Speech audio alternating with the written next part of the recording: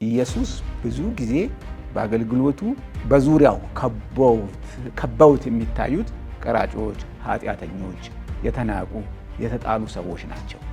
የትኛውም የሕይወታችን ታሪክ በዝናም በከፍታም የተንቆጠቆጠ ቢሆን ከጌታ ጋር ለአንድ ቀንም ቢሆን ንክኪ ከሌለን ምናልባት ታሪክ የሚረሳን ብቻችንን ኖረን የምንረሳ ሰዎች ነው። እንግዲህ ከፍ ካሉት ሁሉ በላይ ከፍ ላለው በጽድቁ ለሚያስደንቀው እውቀት የትኛውም ጥበብ ለማይደርስበት ደግሞ የሚያውቁ እንደማያውቁ ቢሆኑ ተማሩ እንዳልተማሩ ቢሆኑ ዝቅ ቢሉ ለሚረዱት እና ለሚያምኑት ለጌታችን ክብር ይሁን እና ዛሬ ይህን ክፍል ስናነሳ በእውነት በታላቅ ደስታ የምናየው ክፍል ነው። ጌታ ኢየሱስ የማያስፈልገው ኢየሱስን የማይሻ አለ ብዬ አላስብም። ስልጣን ጋሬጣ የሚሆናቸው፣ ጉልበት ጋሬጣ የሚሆናቸው፣ ኃይል ጋሬጣ የሚሆናቸው፣ ክብር ጋሬጣ የሚሆናቸው፣ ገንዘባቸው ያጀላቸው፣ አይናቸውን የዘጋባቸው፣ ሕይወት የሆነውን እንዳያዩ፣ ክብር የሆነውን እንዳያዩ፣ ክብር የሚመስለው ምድራዊው ጭብጨባና እልልታ እንዲሽብብ አድርጎ የያዛቸው፣ የሸበባቸው፣ ያሰራቸው ሰዎች ቀላል አይደሉም። ግን ይሄ ኃላፊውና ፈራሽ የሆነው ከጊዜ ጋር የሚያልፈው ኒቆዲሞስ አሁን ዛሬ የለም። ኒቆዲሞስ ፊት ቆሞ የነበረው ጌታ ግን አሁንም በአብ ቀኝ አለ። ስለ የትኛውም የከበረ ሰው እናውራ።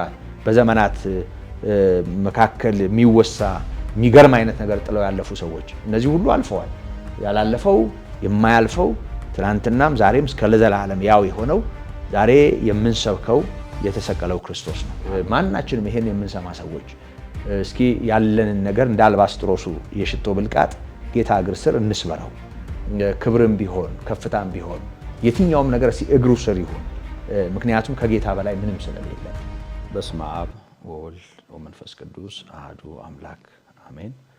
የተወደዳችሁ በሕያው እግዚአብሔር ጸጋ በያላችሁበት በመሆን ከኛ ጋራ ቅዱስና ሕያው የሆነውን አምላካችንንና አባታችንን የምታከብሩ እንዲሁም እግዚአብሔር በሰጣችሁ ዕድል ይህንን የቴሌቪዥን መርሃ ግብር እየተመለከታችሁ ቃሉን የምትሰሙ ሁላችሁ በጌታ በኢየሱስ ክርስቶስ ፍጹም ሰላምታችን ይድረሳችሁ።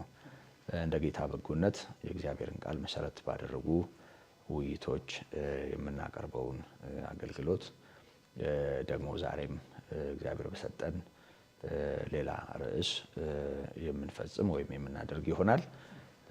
በዮሐንስ ወንጌል ምዕራፍ 3 ላይ ካለው ስለ ኒቆዲሞስና ጌታ ኢየሱስ ክርስቶስ ንግግር ከተመዘገበው የወንጌል ክፍል ተነስተን እግዚአብሔር ለልባችን የሚለንን ሕያው የሆነውን መልእክት የምናደምጥ ይሆናል። ከኔ ጋራ እነዚህ ሁለት አገልጋይ ወንድሞች አሉ። ወንድሜ ሙሉቀንና ወንድሜ ደረጀ እንደ ጌታ ምሕረትና ጸጋ መጠን ከነርሱ ጋር እየተወያየን በጋራ የምንካፈል ይሆናል። የሕይወታችንም የአገልግሎታችንም ባለቤት በሕያው መንፈሱ በኩል ዘወትር የሚያስተምረን የሚመግበንና የሚመራን ጌታ ዛሬም ለእያንዳንዱ በሚሆን የሕይወት ቃል የሕይወት ምክር እንደሚጠቅመንና እንደሚያስተምረን እናምናለን።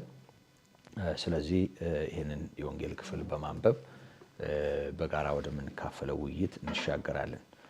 በዮሐንስ ወንጌል ምዕራፍ 3 ከቁጥር 1 ጀምሮ ያለውን አነባለሁ።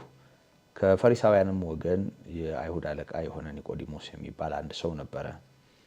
እርሱም በሌሊት ወደ ኢየሱስ መጥቶ መምህር ሆይ እግዚአብሔር ከእርሱ ጋር ከሆነ በቀር አንተ የምታደርጋቸውን እነዚህ ምልክቶች ሊያደርግ የሚችል የለምና መምህር ሆነ ከእግዚአብሔር ዘንድ እንደመጣህ እናውቃለን አለው።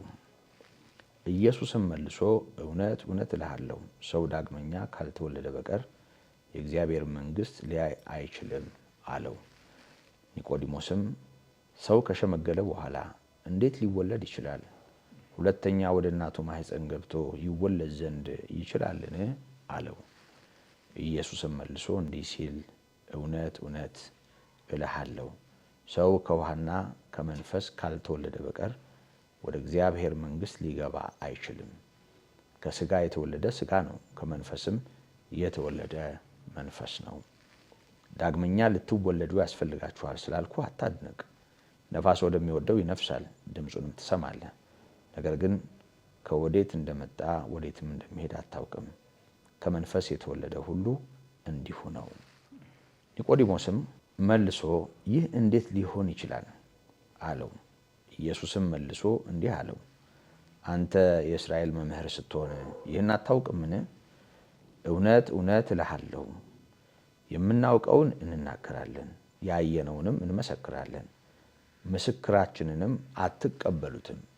ስለ ምድራዊ ነገር በነገርኋችሁ ጊዜ ካላመናችሁ ስለ ሰማያዊ ነገር ብነግራችሁ እንዴት ታምናላችሁ? ከሰማይም ከወረደው በቀር ወደ ሰማይ የወጣ ማንም የለም፣ እርሱም በሰማይ የሚኖረው የሰው ልጅ ነው። ሙሴም በምድረ በዳ እባብን እንደሰቀለ እንዲሁ በእርሱ የሚያምን ሁሉ የዘላለም ሕይወት እንዲኖረው እንጂ እንዳይጠፋ የሰው ልጅ ይሰቀል ይገባዋል።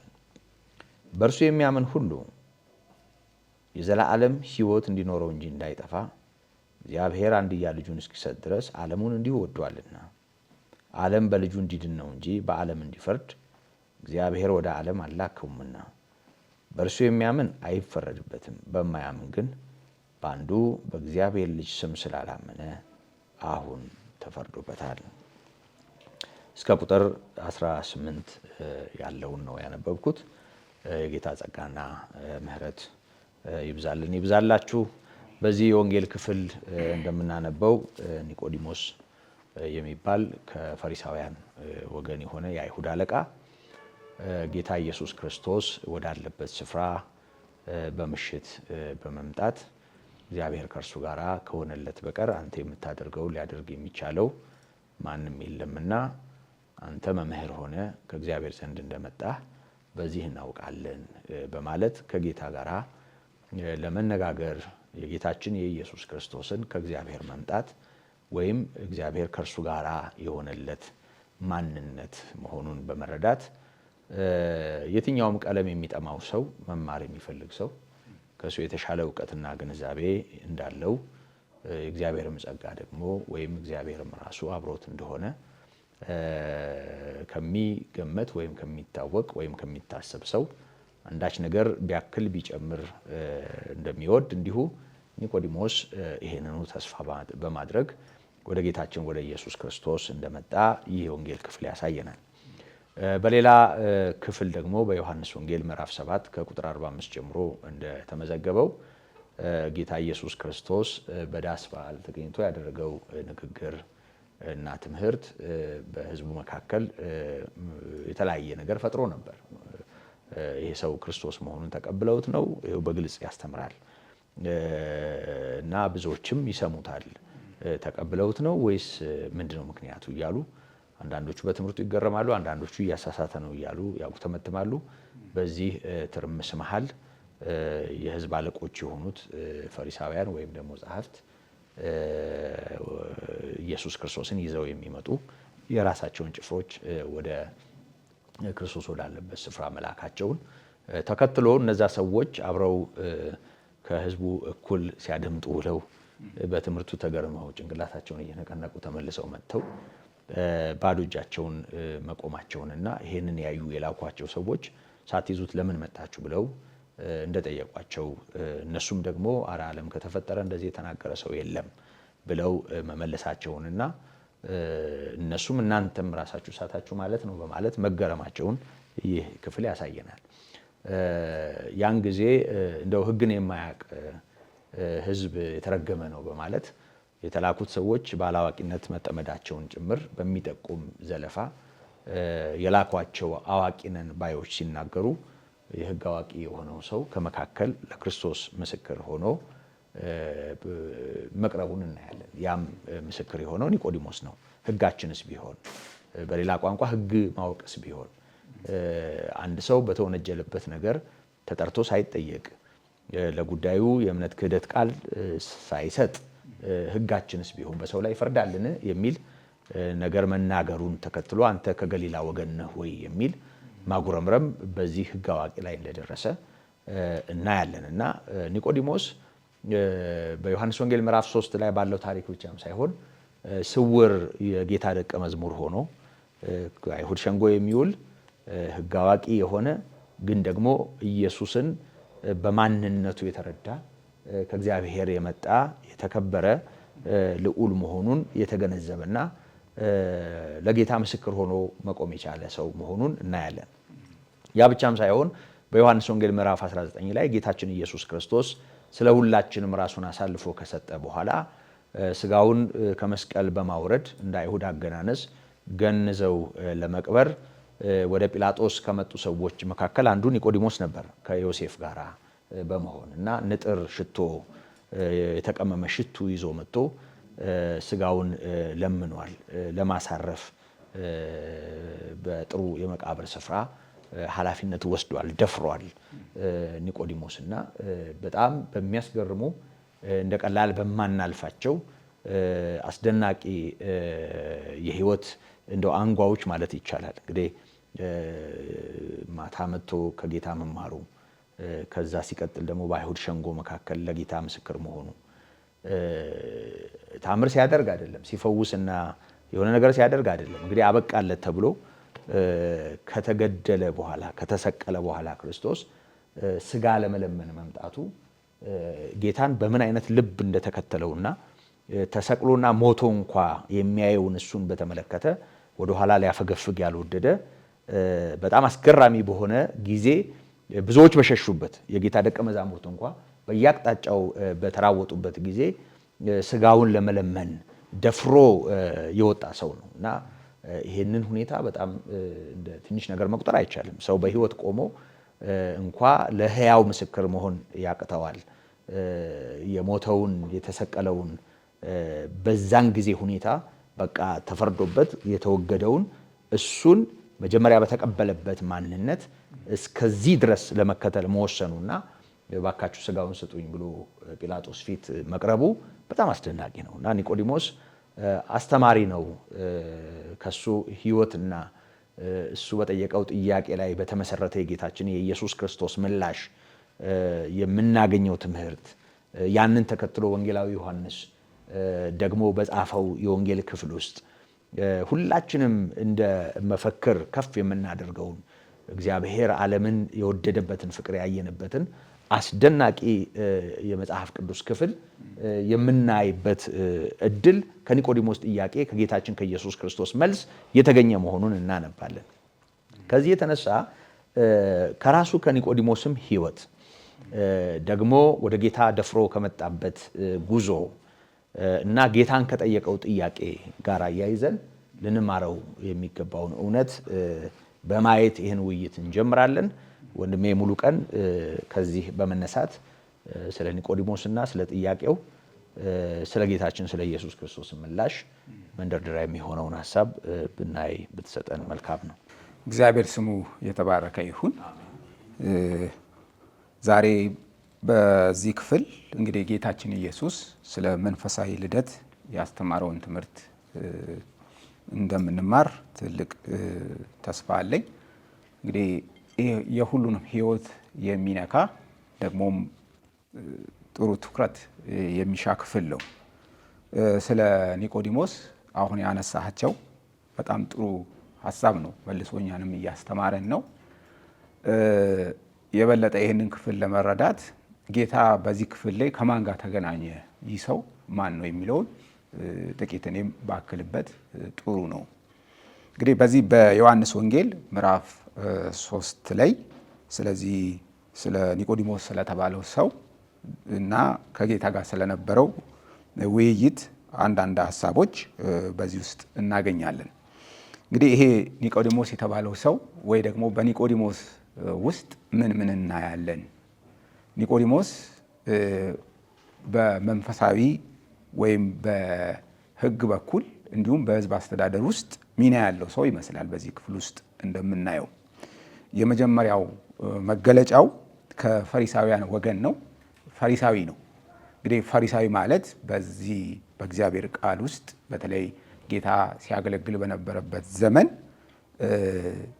በተደጋጋሚ የሚጠቀሱ ሕይወታቸው፣ አገልግሎታቸው በተደጋጋሚ ትኩረት ተሰጥቶታል። በዚህ በአዲስ ኪዳን መጽሐፍ ውስጥ በእስራኤል ሕዝብ መካከል ከሚገኙ ቡድኖች መካከል አንዱ ክፍል ነው። እንግዲህ ፈሪሳውያን የምንለው ያኔ ከ4000 ወደ 6000 አካባቢ ይገመታሉ በአንዳንድ የመጽሐፍ ቅዱስ በሚያጠኑ ሰዎች እንደሚባለው።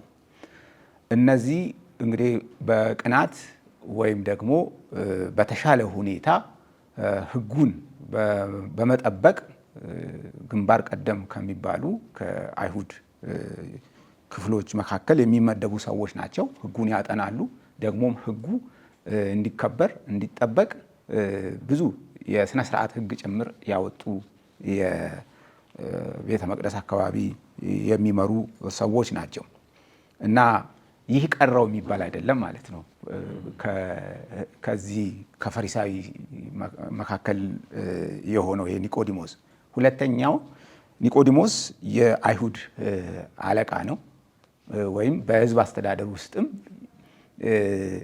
የሸንጎ አባል ነው። ሸንጎ በዚህ ዘመን ብዙ የሚታወቅ አይመስለኝም። ድሮ ነው ሸንጎ የሚባለው። እንግዲህ በስነ ጽሁፍ እንደምናየው የምክር ቤት አባል እንደማለት ነው በእኛ፣ ወይም የፓርላማ አባል እንደማለት ነው። ሰናድሪ ነው እነሱ የሚሉት። የሃይማኖት አዋቂ ነው። የሃይማኖት አዋቂ ብቻ ሳይሆን አጥባቂ ነው። የህግ ሰው ነው።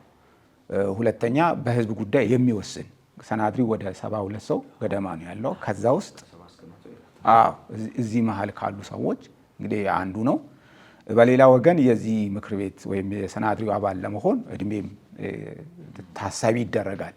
እንደ አገር ሽማግሌ ነው ማለት ነው። ትልቅ ሰው ነው እና በእኛ ምሳሌ ብናመጣ በዚህ ዘመን እንደ ሃይማኖት በእኛ ማህበረሰብ ውስጥ ለምሳሌ እንደ ሊቃነ ጳጳሳት መካከል ወይም እንደ ጳጳስ ማየት እንችላለን። እንደ ምክር ቤት አባል መንፈሳዊውንም የህዝብ አስተዳደሩንም የሚያውቅ ሰው።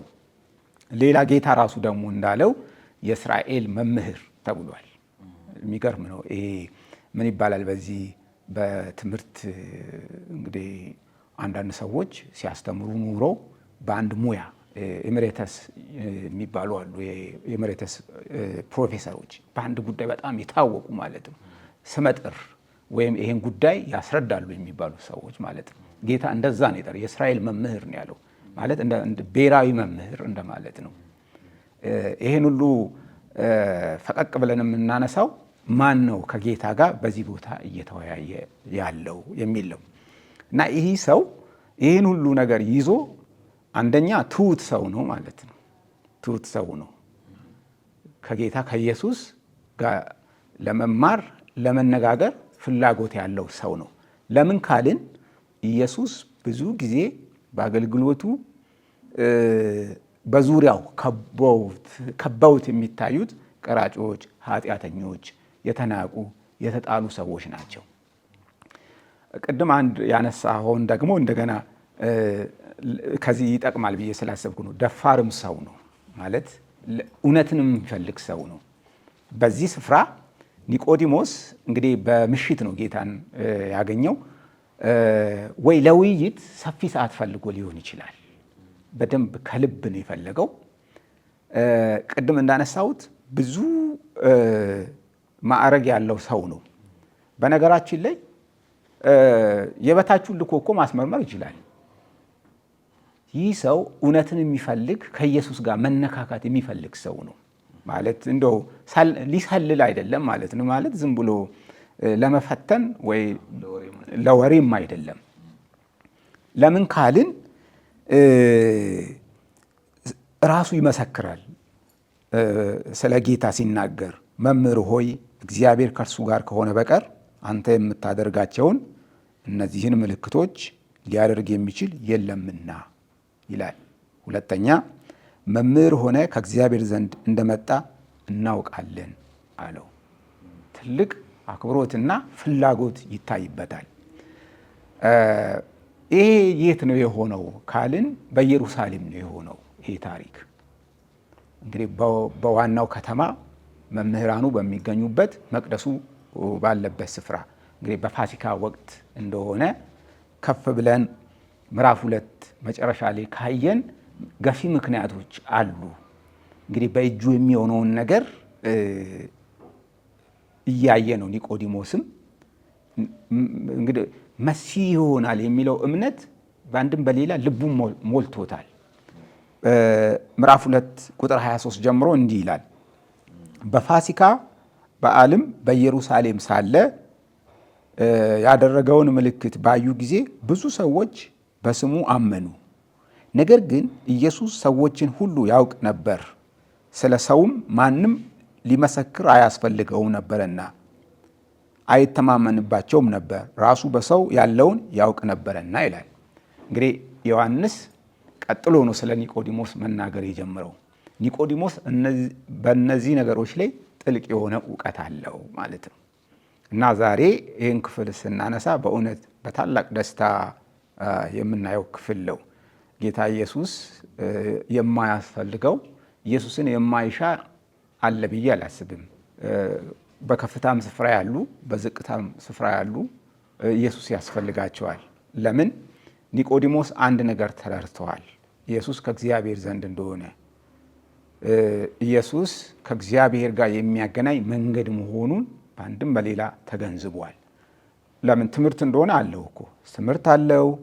ወግ አጥባቂ ነው፣ ለሕጉ ያደረ ነው፣ ባለስልጣን ነው፣ የተከበረ ሰው ነው።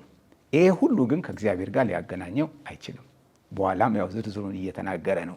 እና ዛሬ ይህንን ክፍል ስናይ ከኢየሱስ ጋር ማነው ከእግዚአብሔር ጋር ለመገናኘት ኢየሱስ ብቸኛ መንገድ መሆኑን ይህ ታላቅ ሰው በዚህ ውስጥ ለእኛ ምሳሌ ነው። ክብር ለስሙ ይሁን። ኒቆዲሞስ እንዴት አየኸው? ከኒቆዲሞስ ሕይወት ልክ ወንድሜ እንዳነሳው ምን እንማራለን? ከጥያቄውም ከአመጣጡም ከማንነቱም ጋር ተያይዞ በእርግጥ ወንድማችን ጠቆም ያደረገን ነገር አለ። ሲበልብ ያለው ምታካፍለን። እግዚአብሔር የተባረከ ይሁን። እንግዲህ ቅዱሳት መጽሐፍትን ስናጠና የአንዳንድ ሰዎች ታሪክ ከጌታ ጋር ያደረጉት ንግግር፣ ውሎ፣ ጥያቄና መልስ፣ ጌታ የሚያስተማረው ትምህርት ባይኖር ኖሮ ብለን ብናስብ ብዙ ትምህርት፣ ብዙ ምክር፣ ብዙ ተግሳጽ ቤተክርስቲያን የሚጎላት፣ እኛም ዛሬ ብዙ ማጣፊያ የሚጠፋን ብዙ ጥያቄዎች የሚኖረን ይሆናል። አሁን እንግዲህ በዚህ ክፍል በኋላም ክፍሉ ላይ የተነሱትን በውይይት ጌታና ኒቆዲሞስ በሚያደርጉት የጥያቄና መልስ የአስተማሪና የመምህር ግንኙነት በዛ ውስጥ የምናነሳቸው ትልልቅ ነገር ቢኖሩ አንዳንድ ግን ትልልቅ የማይመለሱ ጥያቄዎች እኛ ዘንድ ይኖሩ ነበር። ማለት ሰው ከሆነ የሃይማኖት ቡድን በአዋቂነት በሊቅነት መጽሐፍትን መቼም የኒቆዲሞስ ስንል እኮ አዲስ መጽሐፍ የያዘ መምህር ነው እያልን አይደለም። እኛ ቅዱሱ መጽሐፍ ውስጥ ብሉይ ኪዳን የምንለው የሕጉ መጽሐፍ፣ የነቢያቱ መጽሐፍ፣ የጥበብ መጽሐፍት በእጆቹ ያሉ መምህር ነው። እነዚህን ጠንቅቆ በጣም የሚያውቅም ሰው ቤተ ክርስቲያን እንዴት ታስተናግደው ነበር፣ እንዴት ነው የምትቀበለው የሚለው የሚመልሱ ሰው እንዴት ነው ከእግዚአብሔር መወለድ የሚችለው፣ እንዴት የእግዚአብሔር ቤተሰብና ወገን መሆን ይችላል የሚለውን የሚመልሱ እውነት የመጣው ይሄ ታላቅ በአይሁድ ማህበረሰብ መካከል ትልቅ ስፍራ ወንድሜ እንዳነሳው ትልቅ ስፍራ የሚሰጠው መምህር መጥቶ ከጌታ ጋር ባደረገው ንግግር ነው። እግዚአብሔርን እንባርካለን። መቼም ሐዋርያው ይሄንን ዮሐንስ ይሄንን ታሪክ ለኛ በመንፈስ ቅዱስ ተነድቶ ለኛ ማቅረቡ በጣም አስደናቂ ነገር ነው። ትንሽ የሆነ ነገር ግን ማለት ጥሩ ነው። የመጀመሪያ ስለ ኒቆዲሞስ ከማንሳት የበለጠ ዮሐንስ ያነሳበትን ኢንቴንሽን ማንሳቱ በጣም ጥሩ ነው። ማለት ዮሐንስ መልእክቱን ወይ ደግሞ ወንጌሉን ሲጽፍ የጻፈበት ዓላማ ታሪኮች ከጌታ ጋር የተገናኙ ታሪኮችን ለመምረጥ በጣም እንደጠቀመው ግን እናያለን ማለት ነው። የናዝሬቱ ኢየሱስ እርሱ ክርስቶስ የእግዚአብሔር ልጅ ነው ብለው ሰዎች አምነው የዘላለም ሕይወት እንዲያገኙ ባሰበበት በዚህ ዓላማ የጻፈው ታሪክ ውስጥ የኒቆዲሞስ ታሪክ ባይኖር እንዴት እንትን ያደርጋል? ትንሽ ግን እናንሳ። እስራኤል በምን ሁኔታ እንደነበረች። በእርግጥ አንድስ ራቢ የሆነ መምህር የሆነ ሰው ወደ አንድ ሐሳዊ ብለው በሚሉት በማህበረሰቡ መካከል በሚቀበሉትና በማይቀበሉት መካከል የልዩነት ምክንያት የሆነን ኢየሱስን ከእርሱም ለመማር ደግሞ የእርሱን ማንነትን ዕውቅና በመስጠት መምጣት ድፍረት በጣም ከፍ የሚያደርገው ነው። የመጀመሪያው እስራኤል በሮማውያን ባርነት ውስጥ ነበረች። ምን ማለት ነው? አለን የሚሉት ያልተነካ ቦታቸው መንፈሳዊ ብቻ ነው። ሌላ ብሔራዊ ኩራታቸው ተሽመድምዷል።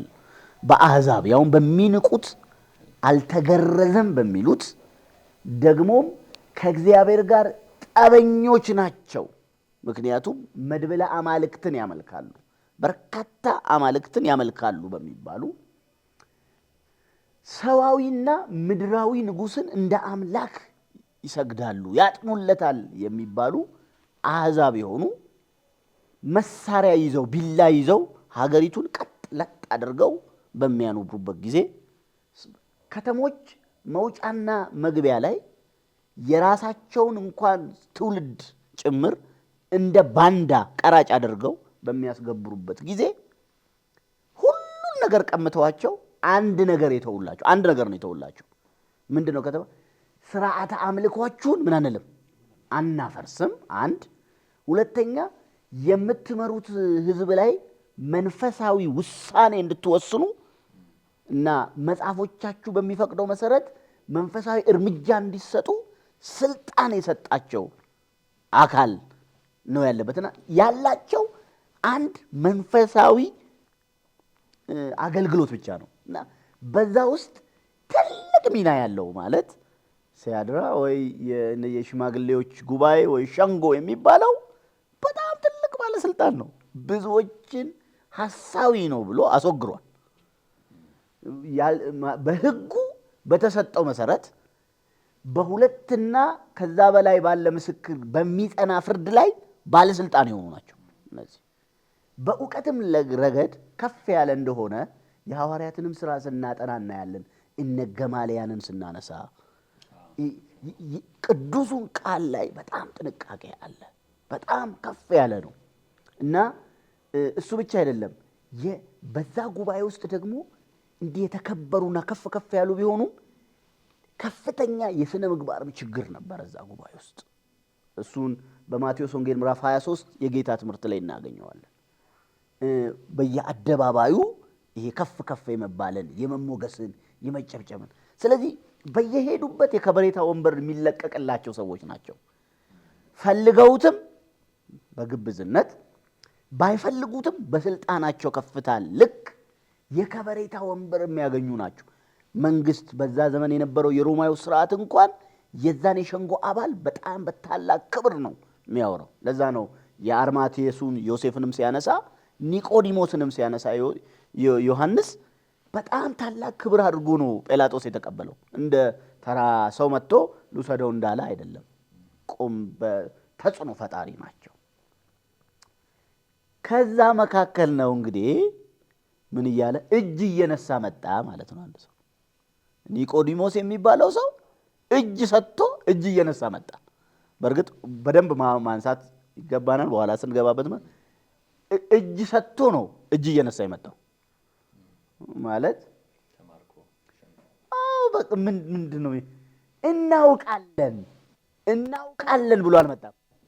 እናውቃለን እያለ እየመሰከረ መጣ ማለት ነው። የሚያውቁ እኮ አሉ።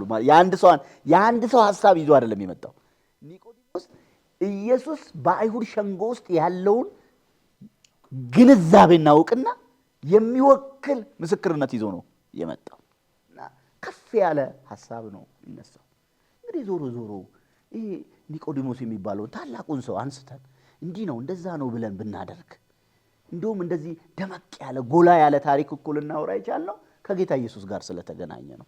የትኛውም የሕይወታችን ታሪክ በዝናም በከፍታም የተንቆጠቆጠ ቢሆን ከጌታ ጋር ለአንድ ቀንም ቢሆን ንክኪ ከሌለን ምናልባት ታሪክ የሚረሳን ብቻችንን ኖረን የምንረሳ ሰዎች ነን። ከጌታ ጋር የተነካካ ነገር ስላለው ነው እንግዲህ አሁንም ይህንን ሰው እንደዚህ የምናነሳው እንጂ ብዙ በቅዱሳት መጽሐፍት ውስጥ የተጠቀሱ ምናልባት ስማቸው ያልተጠቀሰ በግብር ግን የሚታወቁ ብዙ የሸንጎ አባል የሆኑትን ሰዎች ማንሳት እንችላለን።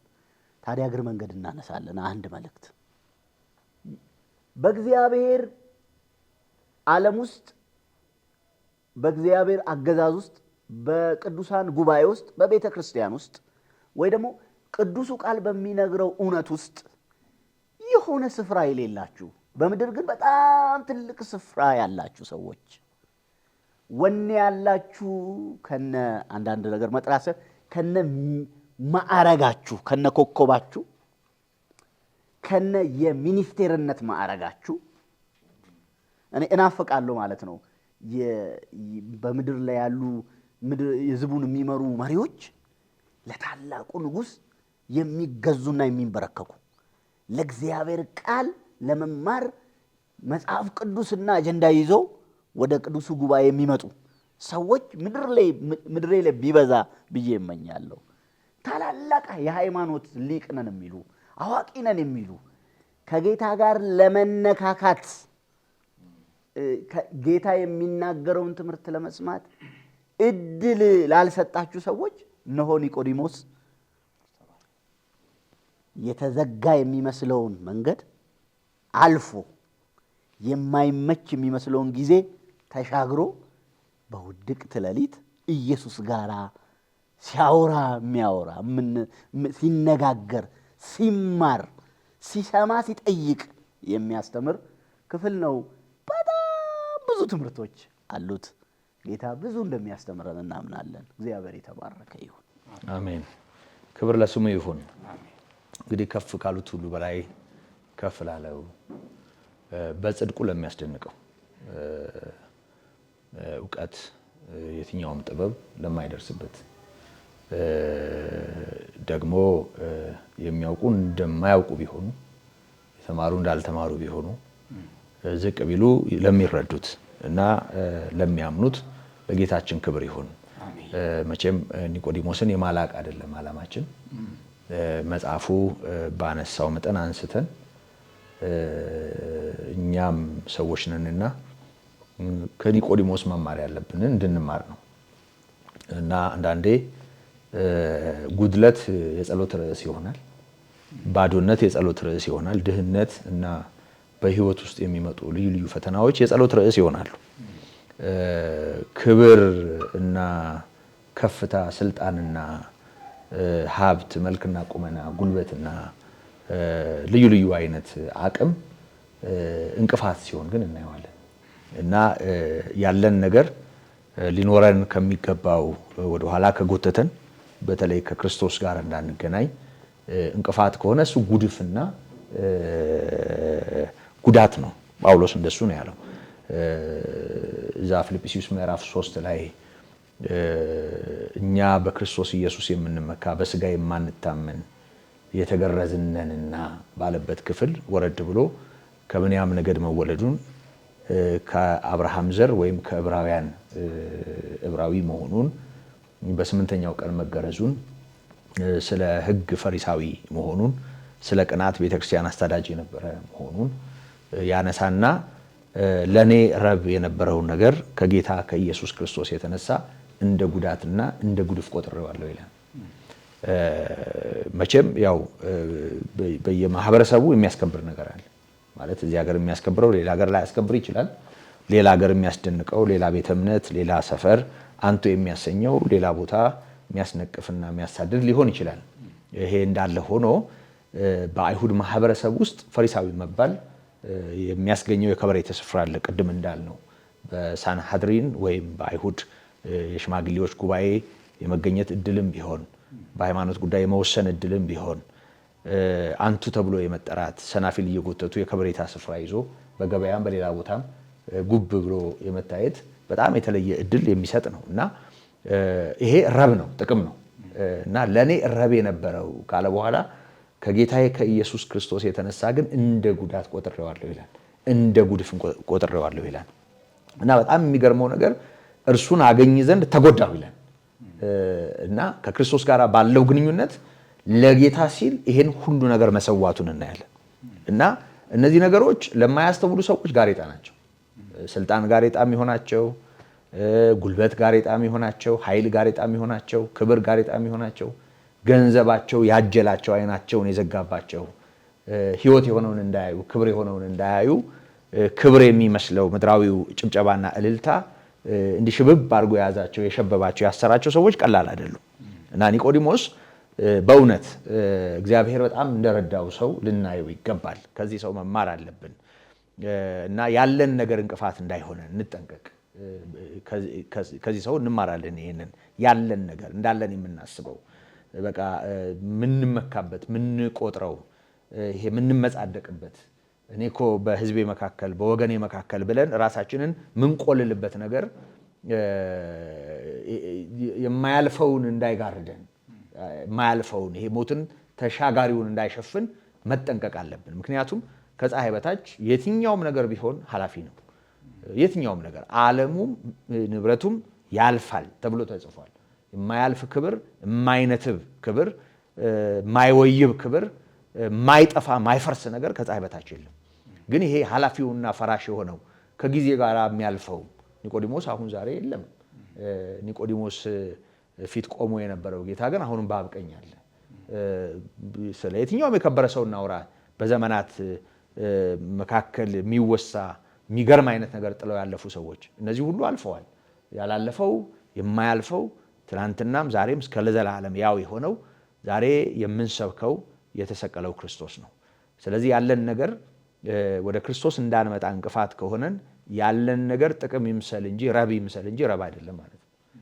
ጉዳትና ጉድፍ ነው ካለ ጉድፍና ጉዳት ነው ማለት ነው። እና እንደውም ሰው ከጎደለው ነገር አይደለም ብዙ ጊዜ መጠንቀቅ ያለበት እንዳለው ከሚያስበው ነገር ነው። የጎደለን ነገር በቃ የሚሞላልንን እንፈልጋለን። የሚጠቅመንን ለጉድለታችን በፈረሰበት በኩል የሚቆምልንን እንፈልግበታለን። ብዙ ጊዜ ጎዶሏችን እንደውም ቀና ቀና የማንልበት የምናቀረቅርበትና የሚሞላልንን የምንፈልግበት ርዕስ ነው የሚሆነው። ሁልጊዜ ሰዎችን ልብ የሚዘጋውና የሰዎችን አእምሮ የሚደፍነው ሰው እንዳለው የሚያስበው ነገር ነው እና ትንሽ የእውቀት የምትመስል ነገር ያለቻቸው ከጌታ ጋር ሲላተሙ እንደውም ሊፈትኑት ሲቀርቡ አሁን ቅድም እንደ ኒቆዲሞስ አንተ ከእግዚአብሔር ዘንድ እንደመጣህ እናውቃለን፣ አንተ መምህር ሆነህ እንደመጣህ እናውቃለን፣ እግዚአብሔር ከእርሱ ጋር ከሆነለት በቀር አንተ የምታደርገው ሊያደርግ የሚቻለው የለምና ለማለት ሳይሆን በቃ እቺን ቢመልስ ደግሞ እቺን እንለዋለን በማለት ነገር ለመሰንጠቅ አድፍጠው የመጡ ሰዎች ነበሩ። ያሳዝናሉ። እና ዛሬም እንደሱ እኮ ነው በመሰረቱ። አንዳንድ ጊዜ ያው እኛ ከነገሮች ራሳችንን አርቀን ስለምናይ እና በሆነ ዘመን ወይም ደግሞ ከራስ የወጣውን ርቆ የሚታየውን ሰው መንቀፍ ቀላል ስለሆነ ስለ ሌሎች ድካም በተለይ ስለ አይሁድ ስለ ፈሪሳውያን ድካም እናወራለን እንጂ በእውነት አንዳንድ ነገራችን ጌታ ኢየሱስ ክርስቶስ በመካከል ቢገለጥ ከፈሪሳውያን በላይ እነሱ እንደው በመስቀል ነው የሰቀሉት። ለመዘልዘል ወደ ኋላ የምንመለስ አንመስልም። እና በእውነት እግዚአብሔር ይርዳን። ማናችንም ይሄን የምንሰማ ሰዎች እስኪ ያለንን ነገር እንደ አልባስጥሮሱ የሽቶ ብልቃጥ ጌታ እግር ስር እንስበረው። ክብርም ቢሆን ከፍታም ቢሆን የትኛውም ነገር እግሩ ስር ይሁን። ምክንያቱም ከጌታ በላይ ምንም ስለሌለ እና ይሄ ካልተስተዋለ ኪሳራችን ብዙ ነው። ከኒቆዲሞስ ይሄን እንማራለን። ክብር ለእግዚአብሔር ይሁን። እግዚአብሔር ይመስገን። እንግዲህ ሌላው የመልእክቱም አብይ ክፍል ነው። ኒቆዲሞስ የተረዳውን ተናገረ። ቅድም ወንድሜ ደሬ እንደተናገረው የወገኖቹንም ጭምር ወክሎ እናውቃለን የሚለው በብዙ ቁጥር የተጠቀሰው ቃል በአይሁድ ሸንጎ ጌታ ኢየሱስ ክርስቶስ እንደው በወሬ ደረጃም ቢሆን ምን አይነት ስፍራ እንዳገኘ የሚያሳይ ነው። የሆነ ሆኖ ሲመጣ እንግዲህ መምህር ሆነህ እንደመጣህ ስለሚለው እንግዲህ መምህር በተሻለ አቅም የተገለጠ መምህር ሆኗል ማለት ነው ለኒቆዲሞስ እና ከመምህሩ ለመማር የሆነ ነገር ለማከል ለመጨመር እንደመጣ ያስታውቃል። ምክንያቱም መምህር ነው ያለው፣ አስተማሪ ነው ያለው እና ከአስተማሪ ደግሞ ብዙ ጊዜ ትምህርት ነው የሚገኘው። ግን መምህር ሆነህ እንደመጣህ ላለው ሰው በነበረው እውቀት ላይ የሆነ ነገር እንዲጨምር አይደለም የነገረው። መሰረታዊ የሆነ በቃ ጨርሶ ከሚያስበው ወይም ሊያስበው ከሚችለው ነገር በጣም የራቀ እንደውም ከዚህ በፊት በነበሩ ሐሳቦች ጨርሶ ያልተገለጠ ዳግም ልደትን በተመለከተ እንግዲህ ጌታ ኢየሱስ ክርስቶስ የመለሰለት መልስ ዳግመኛ ልትወለዱ ያስፈልጋችኋል የሚል እና ሰው ዳግመኛ ካልተወለደ እንደውም እንዴት ይሆናል ሲል ነው ከውሃና ከመንፈስ ዳግመኛ ካልተወለደ ወደ እግዚአብሔር መንግስት ሊገባ አይችልም ያለው። እና የኒቆዲሞስ ጥያቄ እውቀት ማከል ነው። የጌታችን መልስ ዳግመኛ መወለድ ነው እና በጣም የተራራቀ ነው። እና የጌታ መልስ እና የኒቆዲሞስን ጥያቄ ተከትሎ እንደው ከዚህ ጋር ያለውን ጠንካራ የመጽሐፍ ቅዱስ ሐሳብና ትምህርት ብናነሳው መልካም ነው። ወንድሜ ደሬ በዚህ ዙሪያ በልብህ ያለ ምስጋና ለእግዚአብሔር ይሁን። እግዚአብሔር በብዙ እንደሚረዳን በማመን ነው። እንግዲህ እንደ ከእግዚአብሔር ቃል እንደተማረ ተማሪ ሆነን የእግዚአብሔር ቃል እንካፈለው አስደናቂ ነው። በእርግጥ ይሄ ታሪክ ከተከሰተ ብዙ ሺህ ዓመታት አስቆጥሯል። በዚህ ታሪክ ውስጥ የተገለጠው እውነት ግን በእኛም በሚቀጥለውም ትውልድ ላይ የሚሰራ እውነት ነው። እግዚአብሔር የተባረከ ይሁን። መጀመሪያ ላይ ኒቆዲሞስ ሲመጣ ያነሳውን ሐሳብ በጣም ማንሳቱ ጥሩ ነው። እንደ እውቅና ሰጠው የምንለው ሐሳብ በጣም ቀላል አልነበረም። በአይሁድ ማህበረሰብ እንዲህ ይላል።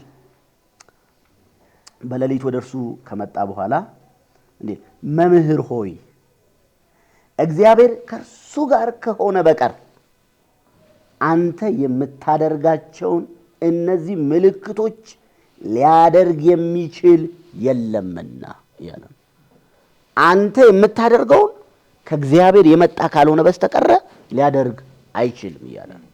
በእርግጥ የዮሐንስ ወንጌል ባህሪ ወንጌሉ የተጻፈበት ባህሪ በብዙ ተአምራት የተሞላ ባይሆንም ጌታ ግን በጣም በእጅ የመዳሰስን ያህል በምላስ የመቅመስን ያህል በጣም ከእግዚአብሔር የሆነ ነገር ከእግዚአብሔር የመጣ እንደሆነ የሚያረጋግጥ እልፍ ምልክት በአይሁድ ማህበረሰብ መካከል አድርጓል። እንግዲህ በጉባኤ ሳይመረመር አይቀርም የሱ ምልክት ኢየሱስ ያደረጋቸው ተአምራት ድንቅ። በእርግጥ በብዙ የወንጌላት ክፍልም እንደውም ህዝቡ እኮ ተንጠለጠሉበት እስኪሉ ድረስ ነው የጌታ ትምህርት ዓለም ሁሉ እኮ ተከትሎት ሄዷል እስኪሉ ድረስ ነው። ተአምራቱ በጣም ተጨባጭ የሚቆጠሩ ሊደገሙ የማይችሉ እና በእስራኤል ጉባኤ ብዙ መምህራን ቢነሱም መምህራኖቹ ዕውቀት ቢናገሩም የጌታ ግን ዕውቀቱ ከሙሉ ኃይል ጋር እንደሆነ ይታይ ነበር ማለት ነው። በነቢያትም በሕጉም መጽሐፍ ውስጥ አገልጋዮች ሲነሱ በእስራኤል መካከል የሚነሳው መንፈሳዊ ውድቀት መፍትሄ ቢሰጡም ለስጋዊ ችግር እንደ ማህበረሰብ ሰብሮ የያዛቸውን ነገር ግን ነቅሎ የሚያወጣ ግን መንፈሳዊ ኃይል አልነበራቸውም። በመሲሁ ላይ ይሄ አይነት ቀንበርን የሚያነሳ ኃይል እንደነበረ ግን በቅዱሳት መጻሕፍት ያውቁታል እና ስለዚህ ይመረምሩታል ማለት ስራው ይመረመራል። ለምን? በሕጉ ደጋግሞ ማየት ይቻላል። ሕዝቅኤል ላይም ኤርሚያስ ላይም ሐሰተኛ የሚታወቀው በንግግር ብቻ አይደለም የሚል ነው።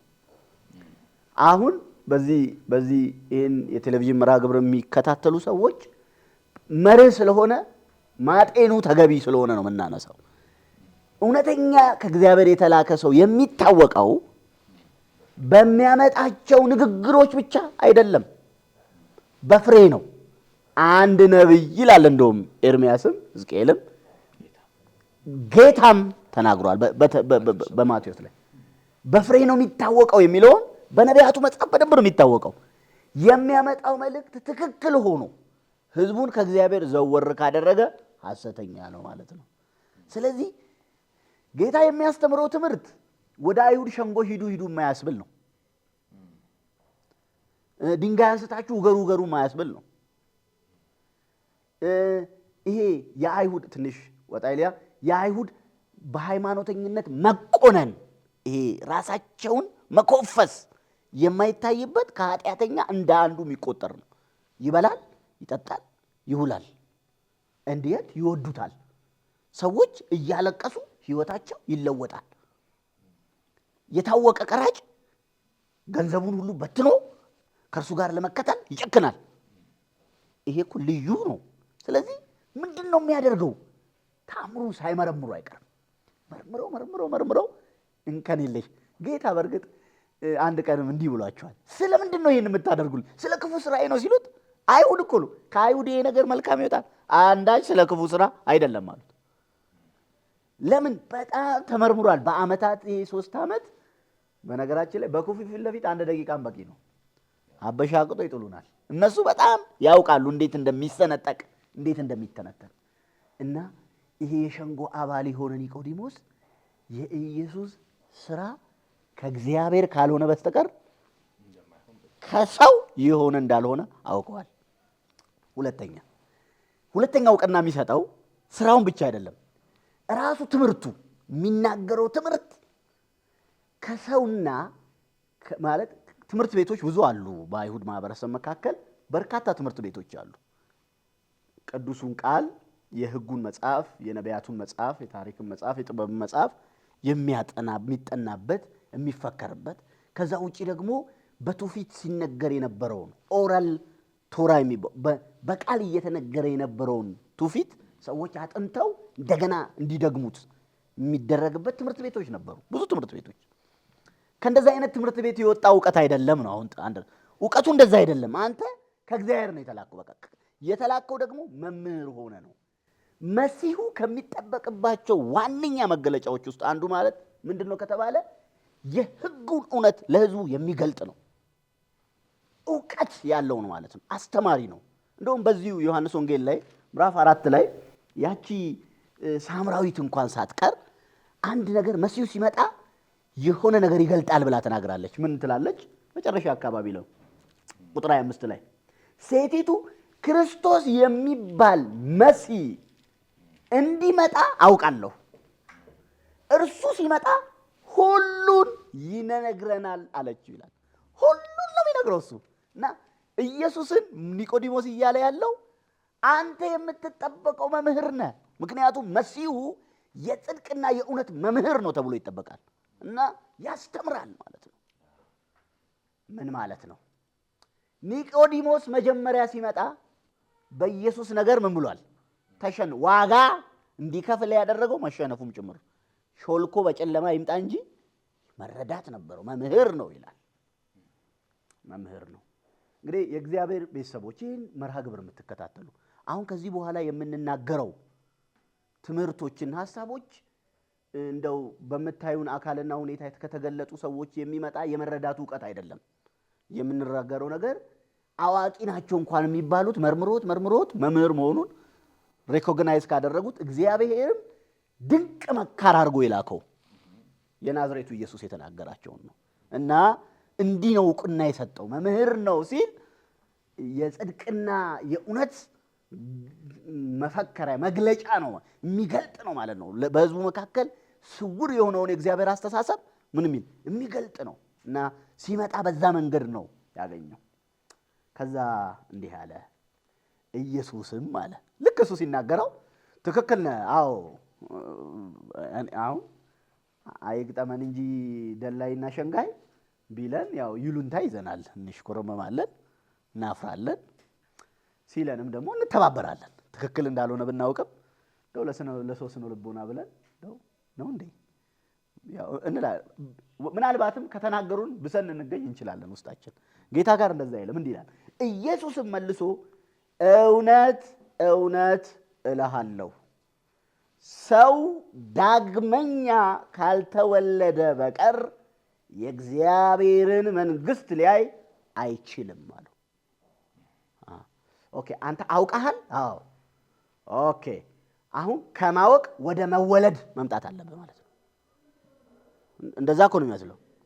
በነገራችን ላይ ቤተክርስቲያን ማለት የቅዱሳን ጉባኤ የብዙ ስኮላርስ አዋቂና ሊቅ የሚባሉ ተጠያቂ የሆኑ በአንዳንድ ጉዳዮች ስብስብ ላትሆን ትችላለች። በእርግጥ ጌታም የሰበሰበው እንደምታውቁት ነው። እንዳልተማሩ አወቋቸው ይላል። ሲናገሩ እኮ ነው ሲናገሩ እነዚህ የተማሩ አይደሉም ማለት ላይሆን ይችላል። አሁን የዓለም አስተሳሰብ የእውቀትን ትልቅነት ለማኮስመን አይደለም፣ ግን የሚናገርና የሚያቅሰው በጣም ትልቅ ስፍራና በጣም ትልቅ ቦታ ላይ የሚሰጥበታል። በእግዚአብሔር ዓለም ግን ሕይወት የሚጀመረው በመወለድ ነው የሚል ነው። የእግዚአብሔር መንግሥት ጉዞ በመወለድ ነው። በነገራችን ላይ እግር መንገድ ዮሐንስ ወንጌልን የሚያጠናም ሰው እየተከታተለ ያለ ሰው ስለ እግዚአብሔር መንግስት ዮሐንስ የተናገረው እዚህ ስፍራ ላይ ብቻ ነው። ብዙ ወንጌላት ስለ እግዚአብሔር መንግስት ምን ብለዋል? ተናግረዋል።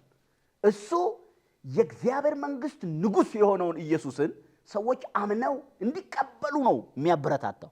እና ዮሐንስም ሲጽፍ ደግሞም ጌታ ኢየሱስም ሲጠይቀው የጠየቀው እውነት እውነት እልሃለሁ፣ በሌላ ቋንቋ አሜን ብለህ የምትቀበለውን ነገር አሜን አሜን እልሃለሁ እንደማለት ነው። አሜን በለው በቃ ይሄ አሜን ተብሎ የሚቀበል እውነት ነው።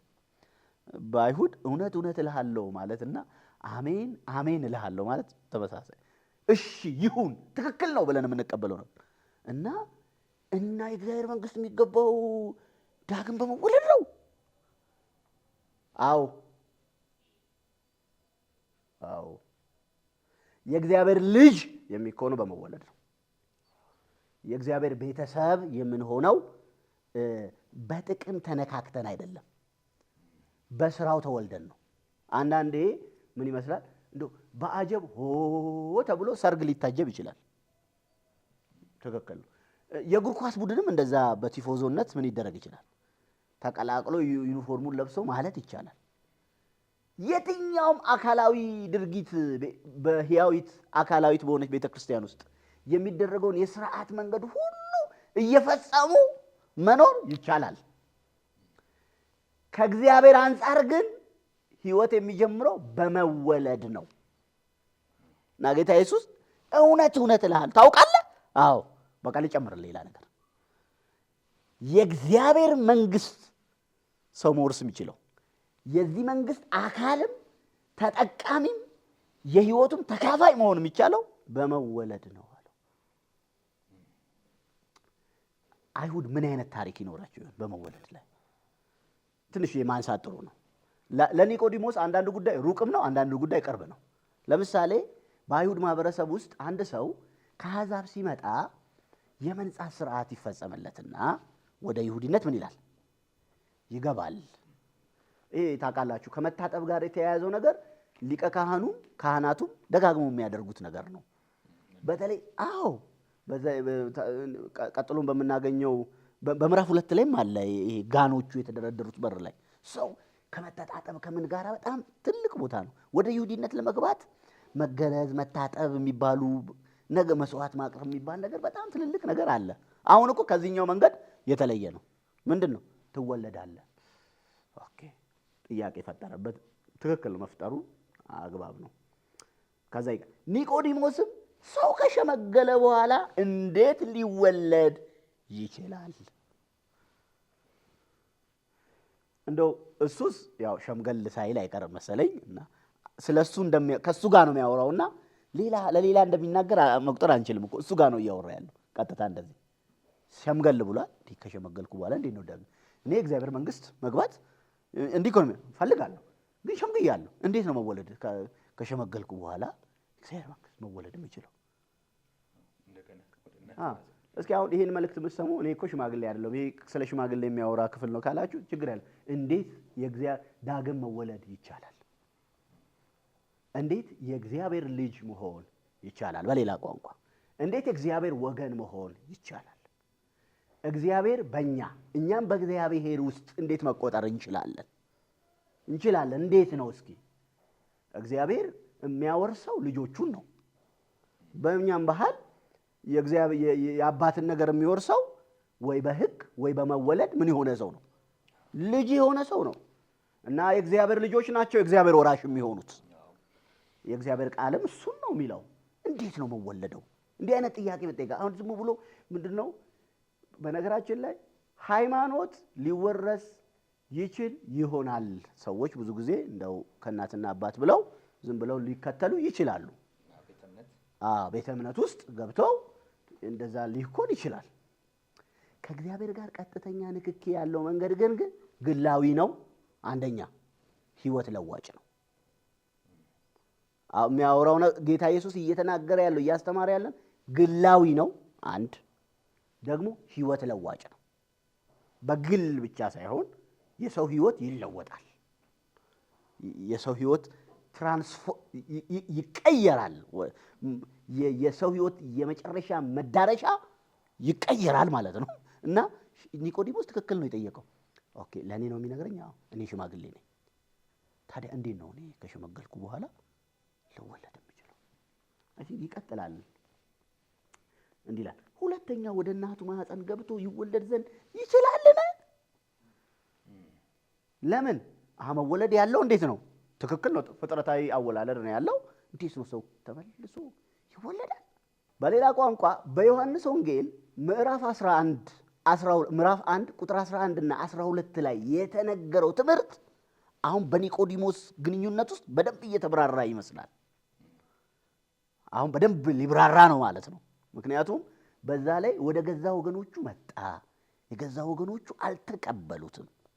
ለተቀበሉት በስሙ ለሚያምኑት ለነርሱ የእግዚአብሔር ልጆች የሆኑ ዘንድ ምን ሰጣቸው? ስልጣን ሰጣቸው። እነርሱ ከምንድን ነው የሚወለዱት? ከእግዚአብሔር ነው የሚወለዱት። ይሄ በፍጥረት ስርዓት ውስጥ የሚያልፍ አወላለድ አይደለም፣ ከእግዚአብሔር የመወለድ ነገር ነው። አሁን ደግሞ ኒቆዲሞስ እንደ አዲስ እየተገናኘው ነው። ሲገናኘው መወለድ አለብን። ደግሜ ወደማ እንዴት ነው መገባው? በነገራችን ላይ የምንነግራቸውን ሁሉ ጭንቅላታቸውን እንዲህ እየነቀነቁ እንደዚህ እያሉ ፈገግ እያሉ ደስ እያላቸው ተቀብለውን ከኛ ጋር ለመኖር ያልሄዱ ብዙ ሰዎች አይተናል። ወጥረው እስከ መጨረሻ የታገሉ ግን ከእውነት ጋር ሲነካኩ ግን ህይወታቸው ሲቀየር አይተናል። ኒቆዲሞስ ቀላል ሰው አይደለም። ዝም ብሎ መምህር ነው ስላለው አክብሮት ነው አይደለም ምናምን ብሎ የሚሄድ ሰው አይደለም። ምክንያታዊም ነው፣ ይጠይቃል ማለት ነው። እና ጠየቀ። ሲጠይቅ ጌታ ኢየሱስ መለሰ። ኢየሱስም መለሰ እንዲህ ሲል እውነት እውነት እልሃለሁ ሰው ከውሃና ከመንፈስ ካልተወለደ በቀር ወደ እግዚአብሔር መንግሥት ሊገባ አይችልም። በጣም እኮ ንገር። የቅድሙ ላይ ሊያይ አይችልም አለ። የእግዚአብሔር መንግሥት ምን አይችልም? አያትም።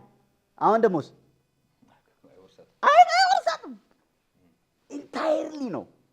በነገራችን ላይ በዚሁ መንገድ እያወራን ብንሄድ የዮሐንስ ወንጌል መጨረሻ ላይም የምናገኘው የዮሐንስ ወንጌል ምዕራፍ 3 ቁጥር 36 ላይ የምናገኘው ሐሳብ እንደውም ሕይወትን አያይም በማለት ነው።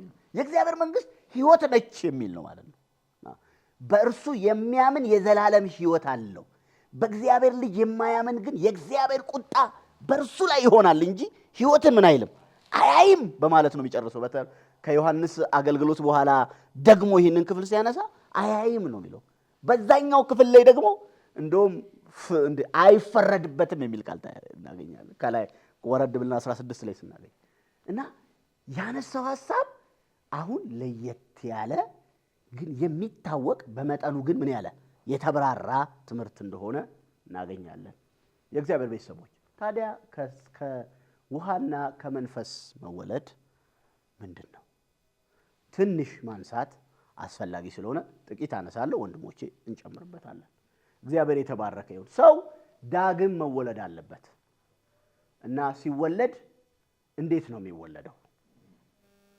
ማለት እግዚአብሔር አሁን በምድር ላይ የዚህ መንግስት አዋላጅ አገልግሎት ቤተክርስቲያን አድርጎ ነው የሰጠው። በቤተክርስቲያን ውስጥ ነው ይሄ አገልግሎት ያለው። ማለት በቅዱሱ ቃል ሰበካና በመንፈስ ቅዱስ በሆነ ኃይል የሚደረግ የህይወት ለውጥ ነው ማለት ነው። ምንድነው መወለድ? የውሃን ታሪክ ከኋላ ጀምረን ብናነሳ የምናነሳቸውን ሐሳቦች ብዙ ማንሳት እንችላለን። ሁሉንም ሐሳብ ግን በእግዚአብሔር ፊት ለፊት ራይቸስ ሆኖ የመገኘት ጻድቅ ሆኖ ንጹህ ሆኖ የመገኘትን ህይወት ነው የሚያሳየው። ጌታ ኢየሱስም በዮሐንስ ወንጌል ምዕራፍ 17 ላይ ቃሌ እውነት ነው ካለ በኋላ በእውነቴም ደግሞ ምን በላቸው ይላል? ቀድሳቸው ይላል። እና የእግዚአብሔር ቃል ሰውን የመቀደስ ኃይል አለው። እግራቸውንም ሲያጥብ ያለውም እንደዛ ነው። ከቃሌ የተነሳ እናንተ ምንድን ናችሁ? ንጹሐን ናችሁ ይላቸዋል። እና የጌታ ኢየሱስ ክርስቶስ ትምህርት፣ ስብከት፣ ህይወት የሰውን ህይወት ይቀድሳል፣ ያነጻል። አንዴ ሐዋርያው ቅዱስ ጳውሎስ በኤፌሶን መልእክቱ ላይ ምዕራፍ 5 ላይ እንደዚህ ብሎ ተናግሯል። እሱን ቀጥታ ባነብ እና በዚህ ክፍል ላይ ብዙ ሐሳቦችን ማንሳት እንችላለን። ግን የእግዚአብሔር ቃል የሰውን ሕይወት ምን ይላል? ይቀድሳል፣ የማንጻት ኃይል አለው ይላል። በራሱ ሲናገር ኦኬ ቃሉ እኮ ከመንፈሱ ጋር ሰውን የማነጽ ኃይል አለው፣ የመቀየር ኃይል አለው፣ የመለወጥ ኃይል አለው ይላል። የእግዚአብሔር ቤተሰቦች ይሄንን የእግዚአብሔር ቃል የምትሰሙ ሰዎች በተለየ መንገድ ከእግዚአብሔር ጋር ግንኙነት ፈጥር ያለው የምትሉ ሰዎች ስለ ቤተ ክርስቲያንና ስለ ክርስቶስ በሚናገርበት ክፍል ላይ እንዲህ ይላል። ቁጥር 27 እድፈት ወይም የፊት መጨማደድ፣ እድፈት ወይም የፊት መጨማደድ ወይም እንዲህ ያለ ነገር ሳይሆንባት ቅድስትና ያለ ነውር ትሆን ዘንድ ክብርት የሆነችን ቤተ ክርስቲያን ለራሱ እንዲያቀርብ ፈለገ ይላል። በምን መንገድ ነው ጌታ ኢየሱስ ያለው? በስራው በኩል ባደረገው አደራረግ በኩል ሰዎችን እድፈት የሌላቸው ነውር የሌላቸው ቅዱስ የሆኑ ንጹህ ሆነው እንዲቀርቡ ይላል። ዮሐንስ በዚህ ክፍል እየተጠቀመ ያለው ሐሳብ ምንድን ነው? ከጌታ የሚመጣው ከኔ የሚመጣው ትምህርት ሰውን ይወቅሳል፣ ያነጻል፣ ለእግዚአብሔር መንፈስ ዝግጁ አድርጎ ዳግም ይወልዳል። የእግዚአብሔር ቃል በመንፈስ ቅዱስ የሰውን ሕይወት ይለውጣል። እሱን አለው ማለት ነው። ይህ በጣም አስደናቂ እውነት ነው። ታዲያ ጥያቄ የምንጠይቀው በነቢያትም መጽሐፍ እንደተባለው የእግዚአብሔርን ቃል ጥለዋልና ጠቢባን የታሉ እንደሚል ቃሉ የሌለበት ዳግም መወለድ፣ መንፈሱ የማይሰራው ዳግም መወለድ የለም የሚለውን ነገር ማንሳት እወዳለሁ። እግዚአብሔር የተባረከ ይሁን።